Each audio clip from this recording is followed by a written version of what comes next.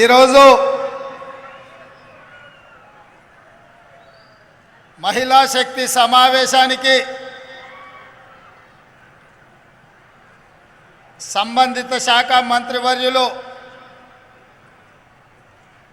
ధనసరి అనసూయ గారి నేతృత్వంలో రాష్ట్ర ప్రభుత్వం నిర్వహించిన ఈ కార్యక్రమానికి నాతో పాటు ముఖ్య అతిథులుగా ఉప ముఖ్యమంత్రి వర్యులు బట్టి విక్రమార్క గారు, హైదరాబాద్ నగర ఇన్ఛార్జ్ మంత్రివర్యులు పొన్నం ప్రభాకర్ గారు, రంగారెడ్డి జిల్లా ఇన్ఛార్జ్ మంత్రివర్యులు శ్రీధర్ బాబు గారు, పెద్దలు మంత్రివర్యులు దామోదర్ రాజనరసింహ గారు, ఉత్తమ్ కుమార్ రెడ్డి గారు, పొంగులేటి శ్రీనివాసరెడ్డి గారు, అక్క సోదరీమణి కొండ సురేఖమ్మ గారు, అదేవిధంగా తుమ్మల నాగేశ్వరరావు గారు, కోమటిరెడ్డి వెంకటరెడ్డి గారు, మిగతా మంత్రివర్యులు, శాసనసభ్యులు, అదేవిధంగా హైదరాబాదు నగర నాయకులు, 33 జిల్లాలకు సంబంధించిన అధ్యక్షులు, మా ఆడబిడ్డలందరూ కూడా లేచి ఒక్కసారి మా ఆడబిడ్డలందరూ ఇవాళ మీ అభిమానంతో మీరు 1,00,000 మంది ఈరోజు పరేడ్ గ్రౌండ్లో కదం దొక్కితే మీ నాయకత్వం మొత్తం ఈ సమావేశంలో ఈ సభా వేదికగా తెలంగాణ రాష్ట్రానికి మేము నాయకత్వం వహిస్తామని చెప్పి ఇవాళ ఆడబిడ్డలందరూ కూడా ఇక్కడ హాజరయ్యారు. ఇవాళ నాకు చాలా సంతోషంగా ఉంది. ఎందుకంటే ఇందిరమ్మ రాజ్యం రావాలి, కాంగ్రెస్ ప్రభుత్వం ఉండాలి, అప్పుడే ఆడబిడ్డలకు న్యాయం జరుగుతుందని సెప్టెంబర్ 17 నాడు రంగారెడ్డి జిల్లా తుక్కుగూడలో మన నాయకురాలు మన అమ్మ సోనియమ్మ 6 గ్యారెంటీలను ఈ తెలంగాణ ప్రజలకు ముఖ్యంగా ఆడబిడ్డలకు హామీ ఇచ్చి మీరు కాంగ్రెస్ ప్రభుత్వాన్ని ఏర్పాటు చేయండి, 6 గ్యారెంటీలను అమలు చేసే బాధ్యత నేను తీసుకుంటాని తుక్కుగూడలో రాజీవ్ గాంధీ ప్రాంగణంలో సోనియా గాంధీ గారు మాట ఇచ్చిండ్రు. ఆడబిడ్డలందరికీ తెలుసు, 2004లో కరీంనగర్ జిల్లాకు వచ్చినప్పుడు శ్రీమతి సోనియా గాంధీ గారు 60 సంవత్సరాల ఆకాంక్ష, వందలాది తెలంగాణ బిడ్డల ఆత్మ బలిదానాలను దృష్టిలో పెట్టుకొని ఆనాడు 4 కోట్ల తెలంగాణ ప్రజలకు మాట ఇవ్వడం జరిగింది. మీరేం ఆలోచన చేస్తున్నారో మీ ఆత్మాభిమానం కోరుకుంటున్న తెలంగాణ రాష్ట్రాన్ని ఇచ్చే బాధ్యత కాంగ్రెస్ పార్టీ తీసుకుంటుంది అని ఆనాడు శ్రీమతి సోనియా గాంధీ గారు తెలంగాణ ప్రజలకు మాట ఇవ్వడం జరిగింది. ఆ మాట నిలబెట్టుకోవడం ఎంత కష్టమైందో మీకందరికీ తెలుసు.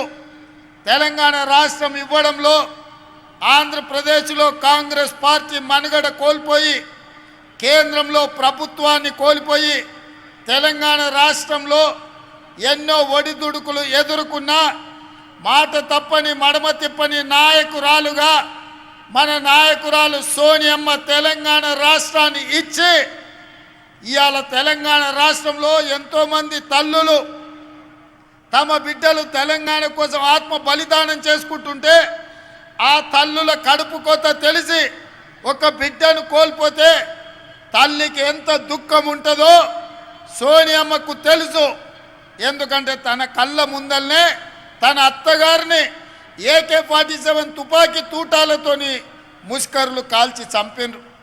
తన భర్తను తమిళనాడులో ప్రజల మేలు కోసం పర్యటనకు పోతే మానవ బాంబులై రాజీవ్ గాంధీ గారిని బలి తీసుకుంటే కళ్ళ ముందు భర్తను కోల్పోయిన దుఃఖంతో 2 చిన్న బిడ్డలను ఒళ్ళో పెట్టుకొని ఈ దేశానికి నాయకత్వం ఇవ్వాలి, ఈ దేశంలో ఎవరి కుటుంబం కూడా కుటుంబ సభ్యులను కోల్పోవద్దు, ఆ దుఃఖం ఎవరికి ఉండొద్దు అని ఆలోచన చేసింది మన నాయకురాలు సోనియమ్మ. అందుకే తెలంగాణ ఉద్యమంలో పిల్లలు చచ్చిపోతుంటే ఆత్మ బలిదానాలు చేసుకుంటుంటే అధికారం పోయినా పర్వాలేదు, ఆంధ్రప్రదేశ్లో పార్టీ చచ్చిపోయినా పర్వాలేదు, కేంద్రంలో అధికారం కోల్పోయినా పర్వాలేదు, ఇక ఏ తల్లి కూడా దుఃఖంతో తన బిడ్డను కోల్పోవద్దు, నేను తెలంగాణ రాష్ట్రం ఇస్తా అని చెప్పి ఇచ్చిన మాట నిలబెట్టుకొని తెలంగాణ రాష్ట్రాన్ని ఇచ్చిన మహిళా శక్తి శ్రీమతి సోనియమ్మ అని చెప్పి నేను ఈ సందర్భంగా తెలియజేస్తున్న మిత్రులారా. ఇవాళ మా అక్కలకు, మా చెల్లెళ్లకు, మా పెద్దమ్మలకు, మా అమ్మలకు నేను గుర్తు చేయదలుచుకున్నా, కాంగ్రెస్ పార్టీ అంటే ఇందిరమ్మ, కాంగ్రెస్ పార్టీ అంటే సోనియమ్మ, కాంగ్రెస్ పార్టీ అంటే ప్రియాంక గాంధీ. మరి ఇవాళ కాంగ్రెస్ పార్టీని నడుపుతున్నదే మహిళా శక్తి. మన నాయకురాళ్ళు ఒక మహిళా నాయకత్వంలో మేము పని చేస్తున్నాము అంటే మేము గర్వంగా గొప్పగా చెప్పుకుంటున్నాం మా నాయకురాలు సోనియా గాంధీ అని. అందుకే వచ్చిన తెలంగాణ రాష్ట్రంలో 10 సంవత్సరాలు ఏ ఆడబిడ్డను పట్టించుకోలే, ఏ ఆడబిడ్డను కలవలే. ఆనాటి ముఖ్యమంత్రి ఆడబిడ్డలు ఎట్లున్నారని అడగలే, మహాలక్ష్మి గ్రూపుల పరిస్థితి చూడలే, మీకు పావుల వడ్డీ ఇయ్యలేదు, సున్నాకు వడ్డీ గురించి మాట్లాడలేదు. మీ సంఘాలను దివాలా దీపించి మీ ఉసురు తలిగింది కాబట్టే ఇవాళ ఉద్యోగం ఊడిపోయి ఫామ్ హౌస్లో వండుకున్నాడు. వెనకటికి మన పెద్దలు చెప్పిండ్రు, ఆడబిడ్డ కన్నీరు పెట్టద్దు, ఏ ఇంట్లో ఆడబిడ్డ కన్నీళ్లు పెట్టదో ఆ కన్నీళ్లు ఊరికే పోవు, తప్పకుండా బలి తీసుకుంటాయని. అందుకే తెలంగాణలో ఉన్న ఆడబిడ్డలు 10 సంవత్సరాలు కష్టాలలో కన్నీళ్లలో కేసీఆర్ కనికరం లేక సంఘాలను దివాలా దీపిస్తే ఆడబిడ్డలందరూ కంకణం కట్టుకొని కేసీఆర్ను బండకేసి కొట్టిండ్రు, 100 మీటర్ల గోతి తీసి పాతి పెట్టిండ్రు.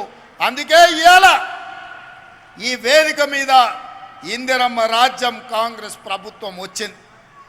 ఇవాళ కాంగ్రెస్ అధికారంలో ఉంది అని అంటే మీ సోదరుడుగా, మీ అన్నగా, మీ తమ్ముడుగా, మీ రేవంత్ అన్నగా ఈ తెలంగాణ రాష్ట్రానికి ముఖ్యమంత్రి అయినంటే ఈ ఆడబిడ్డల ఆశీర్వాదం ఉండబట్టే, మీరు నమ్మి విశ్వాసంతో ఓటేసిండ్రు కాబట్టి ఇవాళ కాంగ్రెస్ పార్టీ అధికారంలోకి వచ్చింది. అందుకే ఆడబిడ్డల ఆశీర్వాదం తీసుకొని డిసెంబర్ 7 నాడు ఎల్బీ స్టేడియంలో కాంగ్రెస్ ప్రభుత్వాన్ని ఏర్పాటు చేసి డిసెంబర్ 9 నాడు 48 గంటలు తిరగకుందే మా ఆడబిడ్డల ఆశీర్వాదంతో మా ప్రభుత్వం ఏర్పడ్డది, వాళ్లకు మేలు చేయాలని ఆర్టీసీ బస్సుల్లో ఆడబిడ్డలకు ఉచిత ప్రయాణాన్ని కాంగ్రెస్ పార్టీ ఏర్పాటు చేసింది.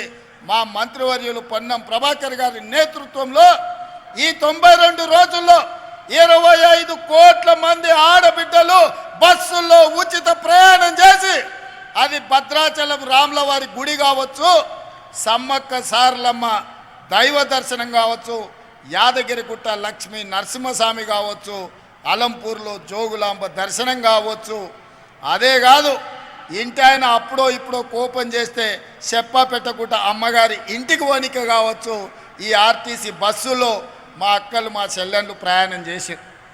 ఇవాళ మా ఆడబిడ్డలు, మా అక్కలు, మా చెల్లెళ్ళు ఆర్టీసీ బస్సుల్లో ప్రయాణం చేస్తుంటే కేసీఆర్ అల్లుడు హరీష్ రావు, ఆయన కొడుకు కేటీఆర్, కవిత కలిసి ఆటో డ్రైవర్లతో ధర్నా చేపిస్తున్నారు కిరాయిలు ఇచ్చి.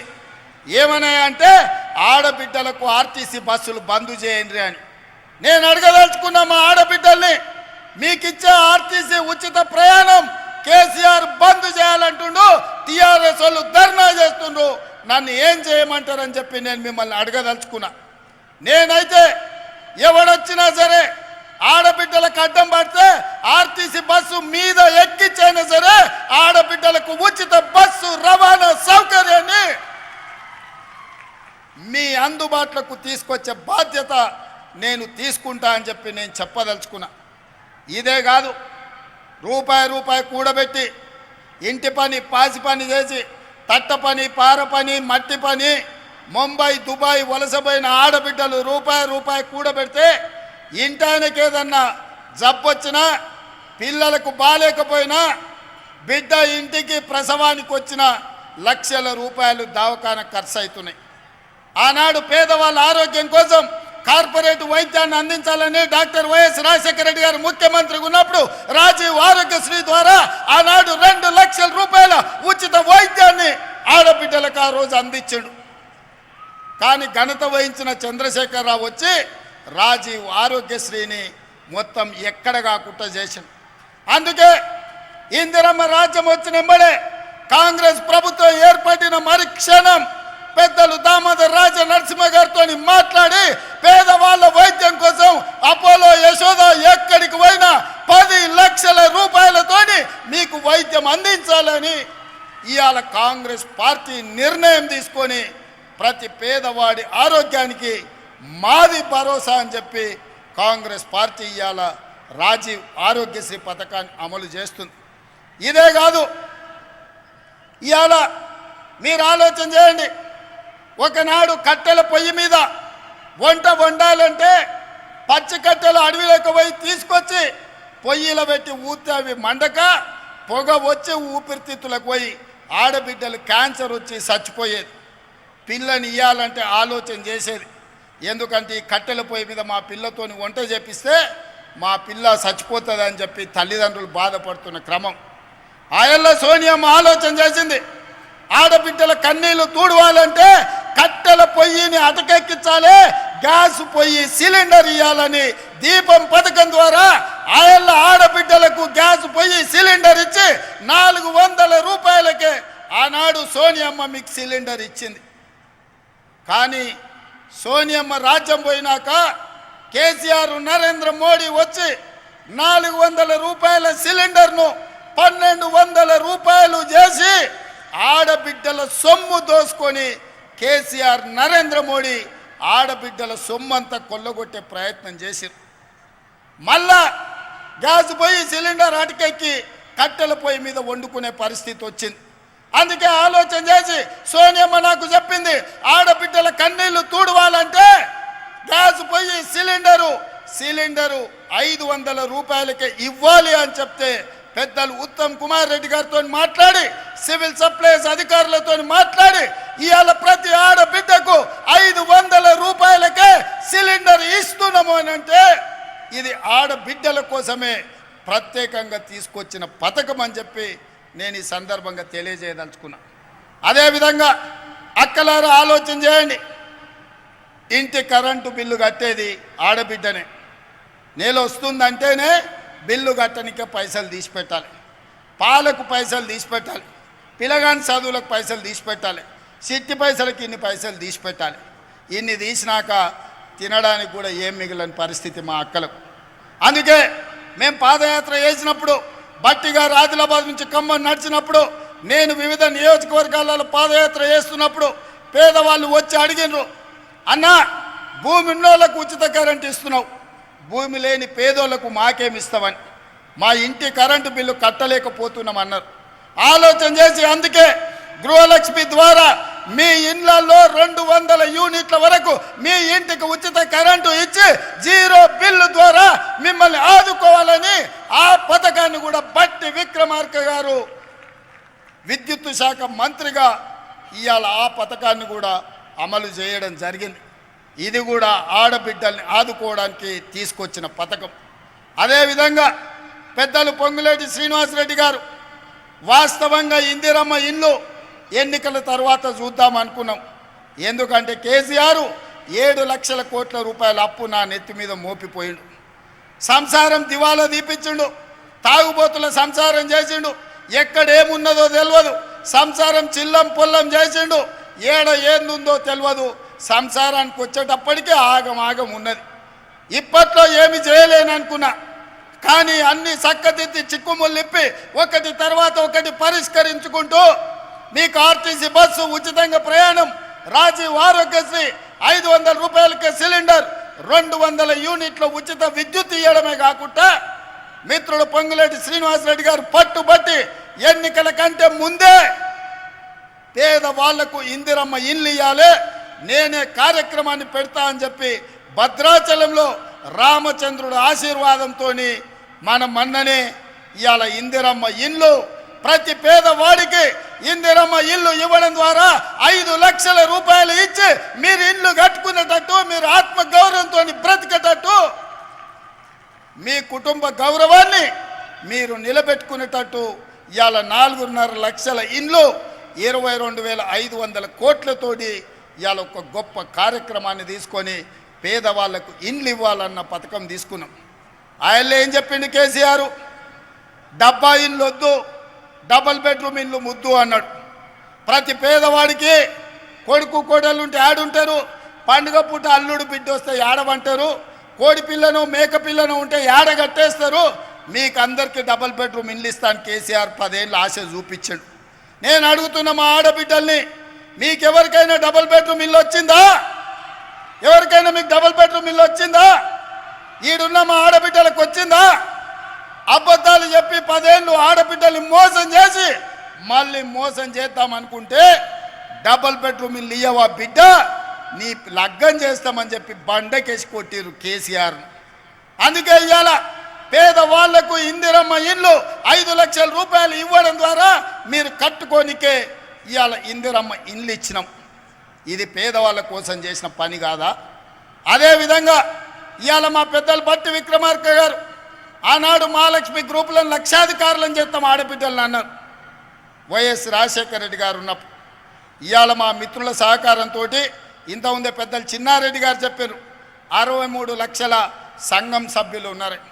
నేను ఒక్కటే మాట్లాడుతున్న మా అక్కల్ని, 63 లక్షలు కాదు, 1 కోటి మంది మహిళా సభ్యులు మన సంఘాలలో చేరాలి. 1 కోటి మంది చేరండి, 1 కోటి మందిని ఒక్కొక్కరిని కోటీశ్వరురాలని చేసే బాధ్యత నేను తీసుకుంటా. 1 కోటి మందిని కోటీశ్వరులను చేస్తే తెలంగాణ బంగారు తెలంగాణ అవుతుంది, తెలంగాణ అభివృద్ధి చెందిన తెలంగాణ అవుతుంది, తెలంగాణ ధనిక తెలంగాణ అవుతుంది.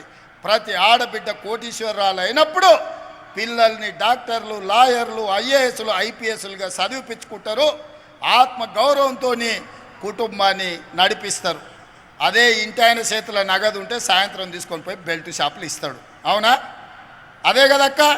అందుకే మా ఆడబిడ్డల్ని కోటీశ్వరులను చేయాలన్న ఆలోచనతోటి ఈరోజు మా అధికారులను, మా శాంతాకుమారి గారిని, చీఫ్ సెక్రటరీ గారిని, మా సందీప్ సుల్తానియాని, అదేవిధంగా అనిత రామచంద్రన్ గారిని, మా సీతక్కను, మా సురేఖక్కను అందరికీ నేను చెప్పిన, ఏది ఏమైనా పరేడ్ గ్రౌండ్లో 1,00,000 మంది ఆడబిడ్డలతో సమావేశాన్ని ఏర్పాటు చేయండి అని 48 గంటల ముందల చెప్తే 48 గంటల్లో 1,00,000 మంది ఆడబిడ్డలు పరేడ్ గ్రౌండ్లో కదం దొక్కి మహిళా శక్తిని ఇవాళ నిరూపించారు. మీ మీద నాకు సంపూర్ణమైన విశ్వాసం, నమ్మకం కలిగింది. మీరు అనుకుంటే సాధించలేనిది ఏమీ లేదు. ఇవాళ నేను మీ స్టాళ్ళు చూసినా, మీ నైపుణ్యం చూసినా, మీ కష్టం చూసినా, మీ మార్కెటింగ్ చూసినా, మీ ఆడబిడ్డలందరితోని, సంఘాలతోని, సభ్యులతో నేను మాట్లాడినా. వాళ్ళతో మాట్లాడక నాకు ఒక మాట అర్థమైంది, మీరెంత మంచి ఉత్పత్తి చేసినా మీకు అమ్ముకోవడానికి ఒక మంచి వ్యాపార కేంద్రం లేదు. ఇవాళ రేపు బట్టలోళ్ళు, షాపింగ్ మాల్స్ వాళ్ళు చెన్నై మాలు, ఆ మాలు, ఈ మాల్ అని పెద్ద పెద్ద లైట్లు పెట్టి వాళ్ళు అమ్ముకుంటారు. కానీ మా ఆడబిడ్డలు అమ్మాలంటే ఎక్కడ ఏమీ లేదు.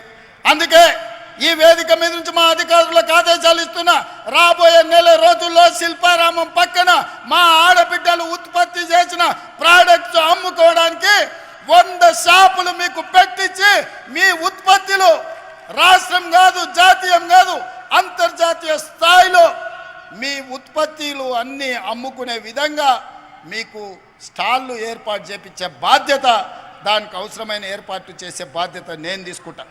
నెల రోజులు తిరిగే లోపల శిల్పారామం పక్కన మా మహాలక్ష్మి గ్రూప్లకు స్టాళ్ళు ఉంటాయి. మీరు ఏమేమి తయారు చేస్తారో అవన్నీ అక్కడ టాటాలు, బిర్లాలతోని, అదాని, అంబానీలతోని మా ఆడబిడ్డలు పోటీ పడే విధంగా మీరు తయారు చేసిన వాటిని అక్కడ అమ్ముకునే విధంగా మీకు చట్టబద్ధత కల్పించి మీకు న్యాయం చేసే విధంగా పూర్తి స్థాయిలో వ్యవస్థను ఏర్పాటు చేసే బాధ్యత నేను తీసుకుంటా. ఇవాళ నేను మీకు మాట ఇవ్వదలుచుకున్నా, 1 కోటి మందిని 5 ఏళ్ళు తిరిగే లోపల 1 కోటి మంది ఆడబిడ్డల్ని కోటీశ్వరులను చేసే బాధ్యత కాంగ్రెస్ పార్టీ ఇందిరమ్మ రాజ్యం తీసుకుంటుంది. మరి ఇవాళ కేసీఆర్, కేటీఆర్, హరీష్ రావు, కవితమ్మ అంటారు రేవంత్ రెడ్డిని ఓడగొట్టాలి, కాంగ్రెస్ను పడగొట్టాలి. నేను అడగదలుచుకున్న మా అక్కల్ని, ఏం పాపం చేసినక్క నేను? ఎవరిదాన్ని ఆస్తి గుంజుకున్నానా? ఎవరన్నా తల్లలు ఏమన్నా పెట్టుకుంటే నేను గుజ్జుక తిన్నానా? పోని వాళ్ళ ఏమన్నా ఫామ్ హౌస్ నేనేమన్నా గుట్ట భూమి అడిగినా?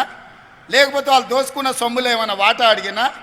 ఆయనకున్న జన్వాడలు ఉన్న ఫామ్ హౌస్లు ఏమన్నా 2 రూమ్లు ఇవ్వమని అడిగినా నేను ఏం చేసిన ఆడబిడ్డల్ని బలోపేతం చేద్దామని చూసిన ఆర్టీసీ బస్సులో ఉచిత ప్రయాణం ఇచ్చిన ఆరోగ్యశ్రీలో 10 లక్షలు ఇచ్చిన సిలిండర్ 500కి ఇచ్చిన 200 యూనిట్లు ఉచితంగా కరెంట్ ఇచ్చిన ఇల్లు కట్టుకోనికే ఇందిరమ్మ 5 లక్షల రూపాయలు ఇచ్చిన ఇవాళ 1,00,000 మంది ఆడబిడ్డల్ని ఇడికి పిలిచి కోటీశ్వరులను చేస్తాం మీరు 63 లక్షల సభ్యులు సంఘాలలో 1,00,000 మంది కానీ 1,00,000 మందిని కోటీశ్వరులను చేస్తా అని నేను చెప్పిన ఇదేమన్నా తప్ప ఇదేమన్నా మోసమా ఇదెవరికన్నా అన్యాయమా కేసీఆర్ ఉన్నంతకాలం ఆయన బిడ్డ తప్ప ఎవరు నన్ను చూసిండా బతుకమ్మ ఆడితే ఆమెనే ఆడాలి ఎంపీ కావాలంటే ఆమెనే కావాలి ఎమ్మెల్సీ కావాలంటే ఆమెనే కావాలి ఇక ఏది ఉన్నా ఆయన బిడ్డ తప్ప ఇంకోరు బిడ్డల దిక్కు చూసిండా ఆయన బిడ్డ ఆయనకి ఎంత ముద్దో మా అక్కల చెల్లెళ్ళు మాకంత ముద్దు కాదా మా అక్కల చెల్లెళ్ళు బాగుండాలని మేము కోరుకుంటే తప్ప మీ సోదరుడుగా వ్యవసాయ కుటుంబం నుంచి వచ్చిన నేను నల్లమల్ల అడవులో నుంచి అచ్చంపేట నుంచి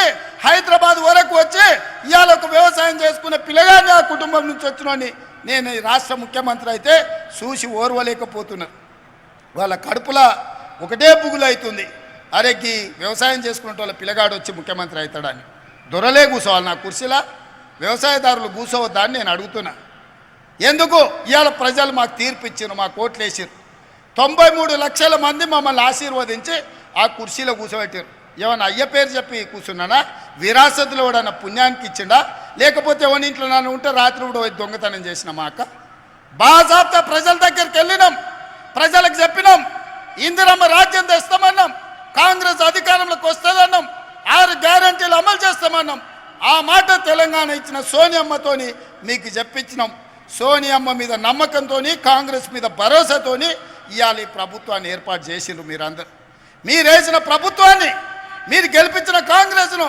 ఇవాళ పడగొడతామని చెప్పి ఫామ్ హౌస్లో చిందులు వేస్తున్నారు నేను అడుగుతున్న అక్కలారా చూసుకుంటూ ఊరుకుందామా లేకపోతే సలాకి ఎర్ర గాల్చి పిర్రల మీద వాతలు పెడతామా మీరు ఒక్కసారి చెప్పండి నేనైతే ఒక మాట చెప్పదలుచుకున్నా ఎవడైతే ఈ ప్రభుత్వాన్ని పడగొడతానో ఈ ప్రభుత్వానికి ఏదన్నా నష్టం చేకూరుస్తా అంటే ఊర్లలోకి వస్తే పొరకాటలు తిరిగేసి కొట్టూరు రక్క ఎవడొచ్చినా సరే ఇంటి ముందరికి వస్తే ఓటు అడగనికి వస్తే చేయి జాపమని రొట్టెలు చేసేటప్పుడు వస్తే సలాకి ఎర్ర గాల్చి చేతుల మీద వాతలు పెట్టురు అప్పుడు కానీ సన్నాసులకు బుద్ధి రాదు మీరు గెలిపించిన ప్రభుత్వం మీ అభిమానంతో అధికారంలో ఉన్న కాంగ్రెస్ పార్టీని ఇవాళ పడగొట్టాలని కేసీఆర్ నరేంద్ర మోడీ ఇవాళ కుట్ర చేస్తారు నరేంద్ర మోడీ 10 ఏళ్ళ నుంచి మనం చూడలేదా నరేంద్ర మోడీ కదా ప్రధానమంత్రి మనం పండించిన ఒడ్లు కొన్నాడా కందులు కొన్నాడా పసుపు కొన్నాడా సోయాబీన్ కొన్నాడా పత్తి కొన్నాడా మిర్చి కొన్నాడా మొక్కజొన్నలు కొన్నాడా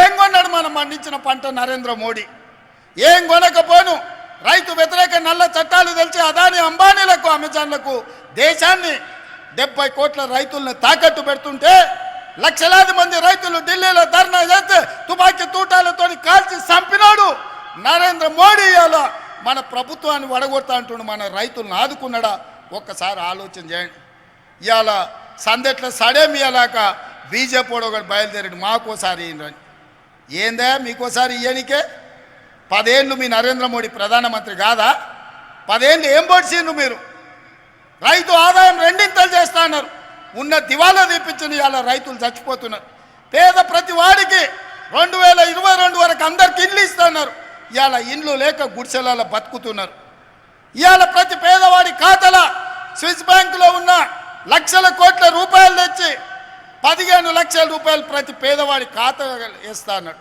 సిల్లి గవర్నర్ వేసిండా ఏ మాట చెప్పి ఏ మాట నిలబెట్టుకున్నాడు నరేంద్ర మోడీ సంవత్సరానికి 2 కోట్ల ఉద్యోగాలు ఇస్తా అన్నాడు 10 ఏళ్ళు అయింది 20 కోట్ల ఉద్యోగాలు ఇవ్వాలి ఒకవేళ 20 కోట్ల ఉద్యోగాలు నరేంద్ర మోడీ ఇస్తే నా తెలంగాణకు 70 లక్షల ఉద్యోగాలు వస్తాయి 30 లక్షల మంది నిరుద్యోగ యువకులు నమోదు చేయించుకొని రోడ్ల మీద తిరుగుతున్నారు ఒక్కనికన్నా ఉద్యోగం ఇచ్చిండా నరేంద్ర మోడీ ఇవాళ అమిత్ షా వచ్చిండట ఏం చేస్తావా తెలంగాణను దోపిడీ చేస్తావా తెలంగాణలో నీకు ఓట్లు వేయాలన్నా ఏంటి వేయాలి పార్లమెంట్లో మీ నరేంద్ర మోడీ తలుపులు మూసి తెలంగాణ ఇచ్చింది సోనియమ్మ అన్నాడు అవును బరాబర్ తెలంగాణ రాష్ట్రాన్ని ఇవ్వాలని సోనియమ్మ కంకణం కట్టుకొని పార్లమెంట్లో తలుపులు మూసి లైవ్లు బంద్ చేసి తెలంగాణ రాష్ట్రం ఇచ్చింది సోనియమ్మ తెలంగాణ రాష్ట్ర ఏర్పాటుని అవయలేసిన నరేంద్ర మోడీ తెలంగాణలో ఓట్లు ఎట్లా అడుగుతావని నేను అడుగుతున్నా తెలంగాణ ప్రజల్ని అవమానించిన తెలంగాణ ప్రజలు ఓట్లేస్తారా ఇవాళ వీళ్ళిద్దరు కలిసి చీకట్లో ఒప్పందం చేసుకొని వాడు 9 వీడు 4 ఎంపీ అభ్యర్థులను ప్రకటించారు. వాడు ప్రకటించిన దగ్గర వీడు ప్రకటించాడు, వీడు ప్రకటించిన దగ్గర వాడు ప్రకటించాడు. ఎందుకంటే ఎవరికి వాడు విడివిడిగా ప్రచారం చేసుకోవాలి, కాంగ్రెస్ పార్టీని దెబ్బతీయాలి. ఎంతసేపు చీకటి ఒప్పందాలే కేసీఆర్. పొద్దుటిపూట బయటకు వచ్చేది లేదు, ప్రజల్ని కలిసేది లేదు. ఇంకా కూడా సిగ్గు రాలే, మారలే, ఇంకా అట్లనే దొంగ బుద్ధే, వంకర బుద్ధే. ఎంతసేపు ఉన్న చీకటే వారాలే. అందుకే అక్కలారా, ఇవాళ 1,00,000 మందిని చూసిన నాకు నమ్మకం వచ్చింది. రాబోయే కొద్ది రోజుల్లో 10 లక్షల మందితోని మా ఆడబిడ్డలతో కవాతు చేపించి ఈ తెలంగాణ రాష్ట్రంలో ఉన్న 1 కోటి మంది ఆడబిడ్డలు కాంగ్రెస్ పార్టీతో ఉన్నారు. ఈ కాంగ్రెస్ పార్టీని, ప్రభుత్వాన్ని కంచేసి కాపాడతారు. కరెంటు వైర్లలాగా అడ్డంగా నిలబడతారు. ఇవాళ కాంగ్రెస్ వైపు ఎవడైనా కన్నెత్తి చూస్తే గుడ్లు వీకి గోటీలు ఆడుకుంటారు మా అక్కలు, మా చెల్లెళ్ళని నేను చెప్పదలుచుకున్నా. రాబోయే రోజుల్లో ఇవాళ 1,00,000 మంది పరేడ్ గ్రౌండ్లో కవాతు తొక్కిండ్రు. రాబోయే రోజుల్లో 10 లక్షల ఆడబిడ్డలతోని మా సైన్యం మీరే, మా బలగం మీరే, మా బంధువులు మీరే. రేపు ఏ కష్టం వచ్చినా మాకు అండగా నిలబడేది మీరే. మిమ్మల్ని కోటీశ్వరులను చేసే బాధ్యత మాది, నాది. మా భట్ అన్నది, మా ఉత్తమ్ అన్నది, మా సురేఖక్కది, మా సీతక్కది. వేదిక మీద ఉన్న గడ్డం ప్రసాద్ గారు స్పీకర్ గారిది. ఎందుకంటే ఆయన్నే అనుమతి ఇవ్వాలి ఎవరికి ఏది ఇచ్చినా. మైకు మాట్లాడాలన్నా, మీకు నిధులు విడుదల చేయాలన్నా గడ్డం ప్రసాద్ కుమార్ గారే చేయాలి. అందుకే ఇవాళ మిమ్మల్ని అందరిని ఒకటే మాట చెప్పదలుచుకున్నా, మిమ్మల్ని కోటీశ్వరులను చేసే వరకు విశ్రాంతి తీసుకునేదే లేదు. రాబోయే పార్లమెంట్ ఎన్నికల్లో 17లో 14 సీట్లు గెలిపించండి. 1 కోటి మందిని కోటీశ్వరులను చేసే బాధ్యత కాంగ్రెస్ పార్టీ తీసుకుంటుందని తెలియజేస్తూ మీ అందరి దగ్గర సెలవు తీసుకుంటున్నా. మీరందరు సిద్ధమేనా? సిద్ధమేనా? మా అక్కలందరూ చేయి పైకెత్తి చెప్పాలి. సిద్ధమేనా? సిద్ధమన్న వాళ్ళందరూ చేయి పైకెత్తండి. జై కాంగ్రెస్, జై జై కాంగ్రెస్. హస్తం గుర్తుకే. అక్క ఫామ్ హౌస్ లో వండుకున్న కేసీఆర్, ఢిల్లీలో ఉన్న మోడీ గుండెలు ఎదరాలి. సరేనా? గట్టిగా మహిళా శక్తి అంటే ఏందో వాళ్ళకి తెలవాలి. జై కాంగ్రెస్, జై జై కాంగ్రెస్. హస్తం గుర్తుకే, హస్తం గుర్తుకే. అందరూ జాగ్రత్తగా పోండి. 2 గంటల నుంచి మీరు ఉన్నారు నాకు తెలుసు. నిదానంగా జాగ్రత్తగా పోండి. అధికారులకు కూడా నేను ఆదేశాలు ఇస్తున్నా. ఆడబిడ్డల్ని జాగ్రత్తగా వాళ్ళ ఇంటికి చేర్చండి. ఇంటికాడ పిల్లలు ఎదురు చూస్తారు. మా అక్కలు ఇవాళ ఈటీవీ మా టీవీ సీరియల్ పోయిందని తిట్టుకుంటున్నట్టు. మళ్ళీ చూడొచ్చు అక్క, ఏం కాదు. సరేనా? మంచిదక్క, ధన్యవాదాలు.